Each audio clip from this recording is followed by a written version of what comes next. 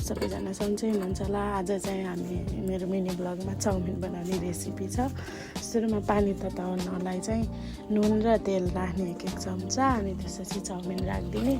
अनि चाउमिन राख्ने फेरि त्यो पानीमा हल्का बबल आउँछ नि उम्लिन थाल्दा, त्यसपछि बल्ल चाउमिन राख्ने। अनि चाउमिनलाई चिसो पानीले धोएर अनि त्यसमा चाहिँ चिसो पानीले मजाले धोएर सेलाएपछि चाहिँ अनि त्यसलाई तेल राखेर अनि छुट्टै राख्नुपर्छ। तेल फेरि माथिबाट मोलेर छुट्टै राख्ने। अनि त्यसपछि चाहिने सामान गाजर, बन्दा, अनि प्याज, अनि लसुन, अदुवाहरू, अनि खुर्सानी सबै चप गरेर राखिसकेको छु। अनि भेनेगर थिएन, त्यही भएर यो चिनी अमिलो हुन्छ नि त्यो चाहिँ युज गरेको भेनेगरको सट्टा। अनि आज चुल्हामा बनाएको।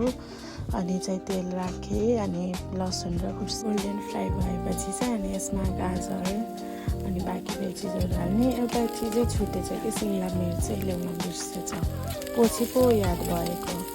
अनि गाजर हल्का फ्राई गरेपछि गाजर पाक्ने टाइम लाग्छ, त्यही गाजर पहिला अनि प्याज, अनि त्यसपछि लास्टमा चाहिँ बन्दा हाल्नुपर्छ है। त्यहाँ अनि चाउमिन हालेँ।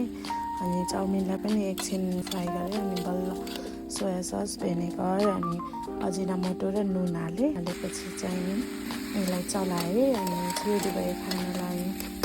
अनि चाहिँ भाइहरू आएको थियो नि, मतलब यता खेल्दै आइरहेको थिएन हाम्रो घरतिर, ढोलको भाइ। अनि चाहिँ ब्लगर, अनि दिदी ब्लगर भनिरहेको थिएन।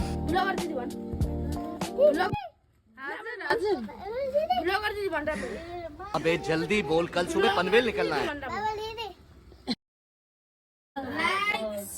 हाय हाय, इतना सुकून। अनि ल भाइले लाइक कमेन्ट सेयर पनि गरिदिनु। अनि दिदीकोमा भने ल लाइक कमेन्ट सेयर गरेर जानु होला। By by. आजको चाउमिन मिठो मिठो मिठो भयो। Thank you for watching.